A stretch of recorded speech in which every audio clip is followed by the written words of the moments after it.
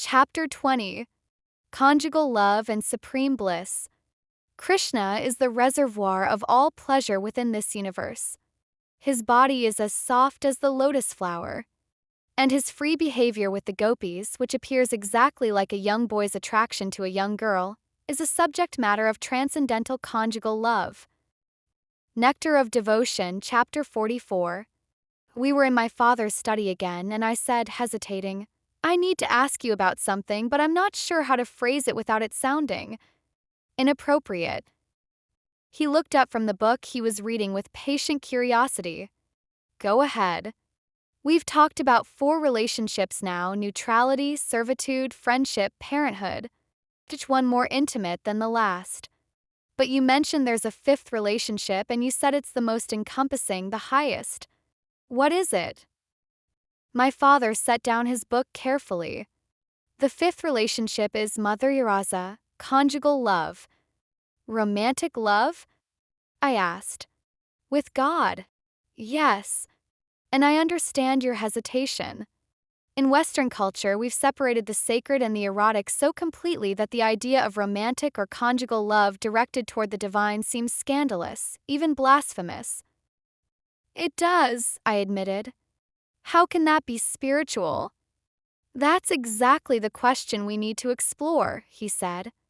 Because Mother Yaraza is not just one relationship among many, it's the pinnacle of the spiritual experience, the culmination of everything we've discussed.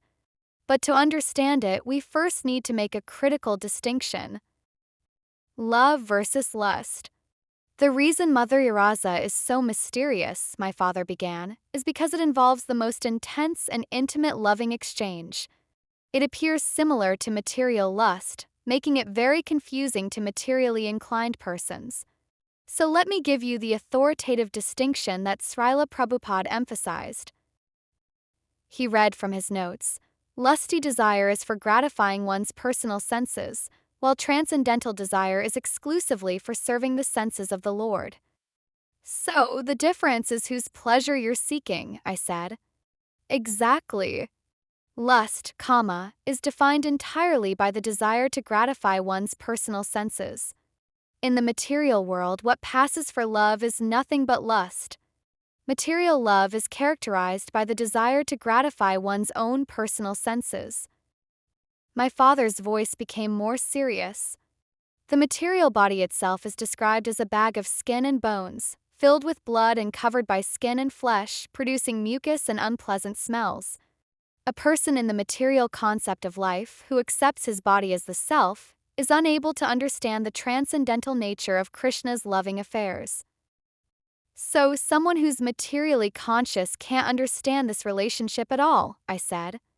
Their focus on material enjoyment or becoming one with the Supreme are both considered material concepts. As long as one is materially inclined or desirous of merging into the spiritual effulgence, one cannot enter into the realm of pure devotional service. Love as exclusive service. But transcendental desire, prema, is the pure, unalloyed love that exists when one's affection is completely reposed in Krishna. It's defined by the exclusive desire for serving the senses of the Lord. Give me an example, I said. The gopis' ecstatic love for Krishna is the highest example of this selfless service.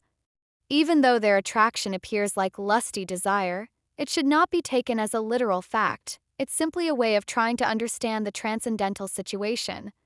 The gopis wanted nothing at all but to gratify the senses of the Lord, and there is no instance of this in the material world. Their love is transcendentally pure.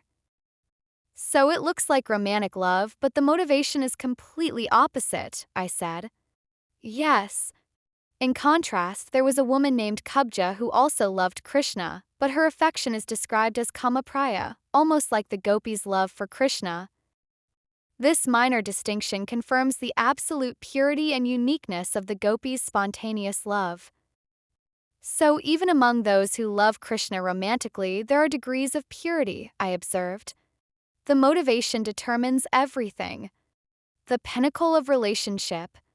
Let me explain what makes Mother Yaraza the culmination of all relationships, my father said. Conjugal love is the relationship where the pure devotee's attraction to Krishna becomes intensified.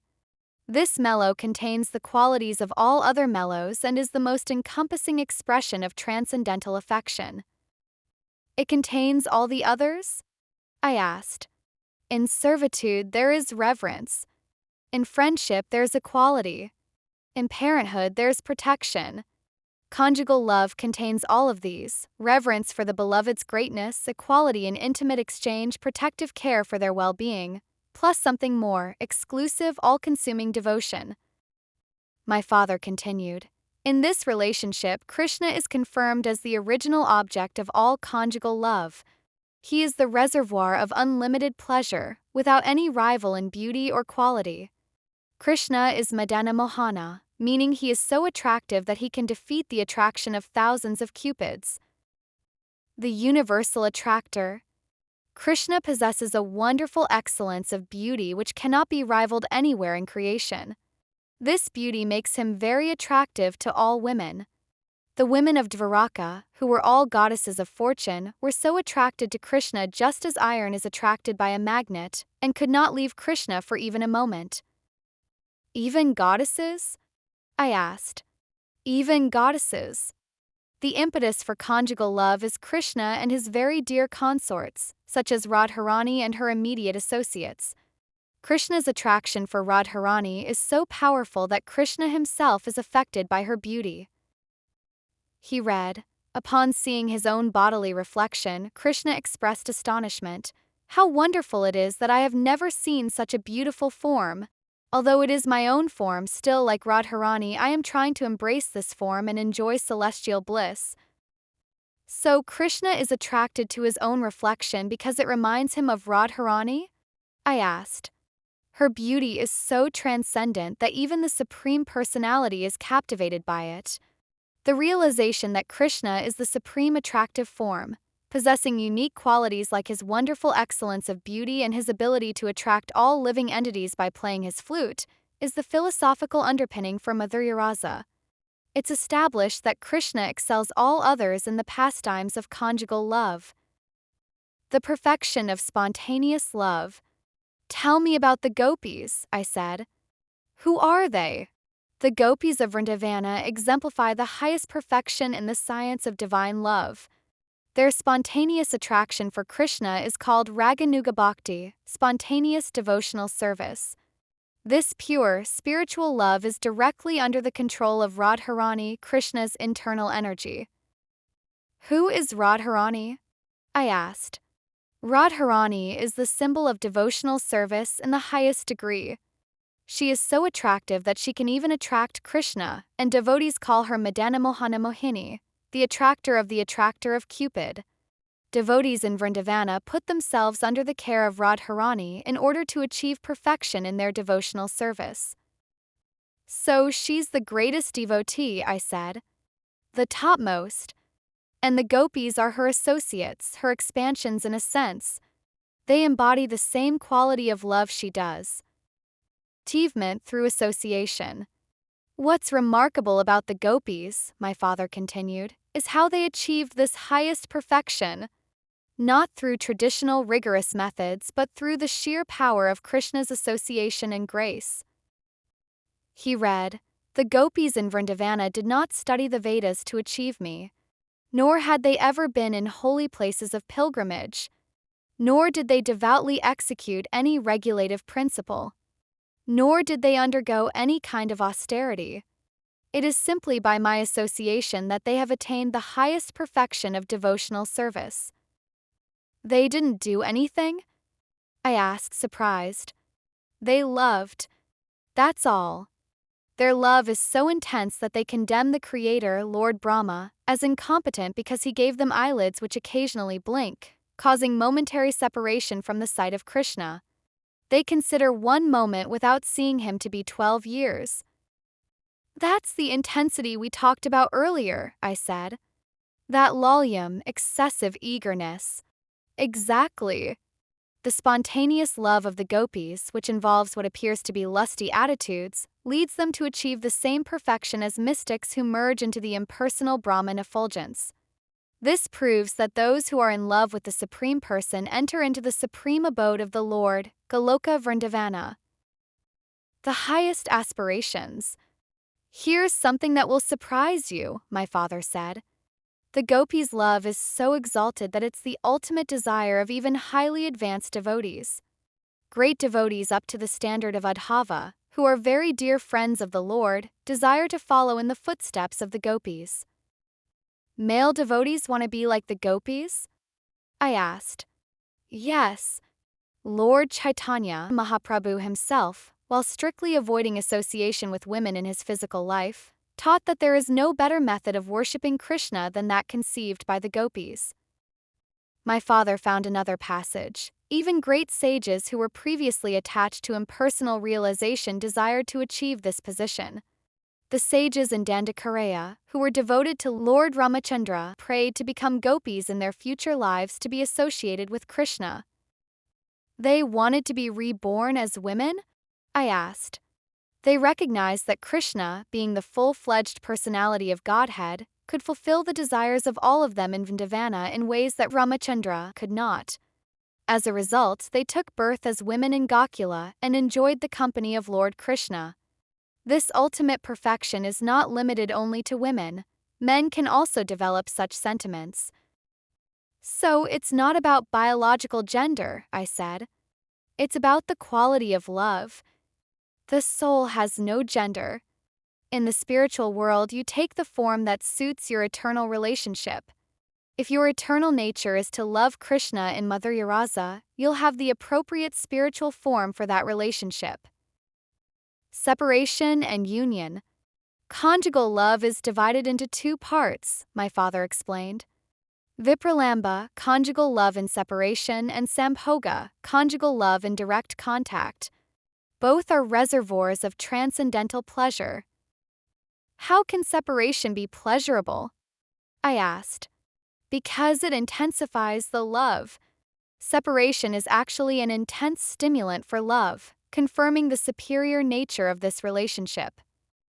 Separation. Vipralamba has 3 subdivisions, my father said, consulting his notes. First, preliminary attraction, purvaraga. This is the distinct feeling of not yet meeting the beloved. Rukmi, before her marriage to Krishna, sent a message detailing her intense mental fixation. Just like Rukmini, I cannot sleep at night and my mind is always fixed on her. Similarly, Radharani, after seeing Krishna, told her companion that she could no longer engage her mind in the duties of household affairs. So it's that initial infatuation, I said, but directed toward the divine. Second, seeming anger, mana. This is jealousy or disagreement due to the beloved's actions. When Krishna went to seek Radharani after she became jealous due to his enjoying the company of others, she hid herself behind creepers and began to express her sorrow to one of her consorts. She was jealous? I asked, surprised. That seems very human. Love makes you vulnerable. Even transcendental love involves emotions. The difference is the motivation. She's not possessive for her own gratification, but because she wants to give Krishna exclusive pleasure. Third, separation by distance, pravesa. This involves physical distance. Even during this painful separation, the love increases. A companion reported that Krishna, being struck by the arrows of Cupid, was always thinking of the gopis, and he was not even accepting his regular lunch. Nor was he getting any proper rest. So Krishna experiences the separation too, I said. The reciprocation is complete. That's what makes it a relationship, not worship. Direct contact. When the lover and beloved meet, this stage of enjoyment is called sambhoga. This union is characterized by glancing, moving the eyebrows, speaking very sweet words, and exchanging smiles. The joy of sambhoga is absolute. One gopi, seeing Krishna's arm on her shoulder during the Rasa dance, became so ecstatically happy that she kissed Krishna on his cheek. What's the Rasa dance? I asked. It's the divine dance where Krishna simultaneously dances with all the gopis. Each one experiences him as exclusively theirs. The joy of union is so great that Krishna's personal beauty is magnified. When Krishna and Radharani meet, the exchange is compared to the Yamuna and the moonshine coming in contact on the bank of the river, where the water tastes just like nectar, and drinking it gives great satisfaction. My father read another passage. When Krishna saw Radharani standing just behind a bush of many creepers, immediately his beautiful eyebrows moved just like lightning toward her. Even his eyebrows express love, I observed. Every gesture, every glance, every word, it's all saturated with love. That's the nature of Mother Yaraza. The final destination. We sat in silence for a long moment. Outside, the evening was settling in, and my father's study was bathed in soft twilight. "So this is the culmination," I said finally. "The end of the journey." "Not the end," my father corrected gently. "The beginning. The journey from internal mastery in Volume 2 to the realization of the science of divine love in Volume 3 culminates in the permanent establishment of the soul in their eternal relationship. For some souls, that's Mother Yaraza. This is the state where the transcendental engagement becomes automatic, spontaneous eagerness to serve Krishna. And it's eternal, I said. This love is defined by its permanence. Bhakti-rasa, the mellow relished in the transcendental loving service of the Lord, does not finish with the end of life. Continues perpetually and is therefore called Amrita, that which does not die but exists eternally. The life of a pure devotee is everlasting, and it is joyfully performed. Transcending liberation. The supreme nature of Mother Yaraza is demonstrated by its inherent superiority over all forms of liberation, my father said. Those in pure devotional service deride even the conception of liberation. The supreme transcendental pleasure derived from Bhakti-rasa automatically minimizes the value of liberation. Devotees never desire to become one with Krishna. Even if they are offered the 4 kinds of spiritual opulences, residence on the Lord's planet, same features, same opulence, or constant association, they refuse to accept. Why would they refuse constant association? I asked. Because what's offered is formal association as an honored guest. What they want is intimate association as a lover. Instead, the devotee is satisfied simply by being engaged in devotional service. By this pure love, Krishna gives them a place among his associates in the supreme abode. The ultimate destination is guaranteed. The devotee will be transferred to the abode of Krishna. My father looked at me directly. This personal relationship with the divine person fulfills the soul's original loving propensity, which remains imperfectly fulfilled until we know who the supreme beloved is. The perfection of life is to be engaged exclusively in the service of the Lord in this highest mellow. The sun had set completely. My father turned on a small lamp, and we sat in its warm glow. "Dad," I said, "I need to be honest with you. Part of me still struggles with this. The idea of romantic love directed toward God, it feels transgressive somehow." "That's your cultural conditioning," he said kindly. In the West, we've divorced spirituality from embodiment, from emotion, from relationship. We think the spiritual path is about transcending all desire, becoming cold and dispassionate. But that's not the Vedic understanding.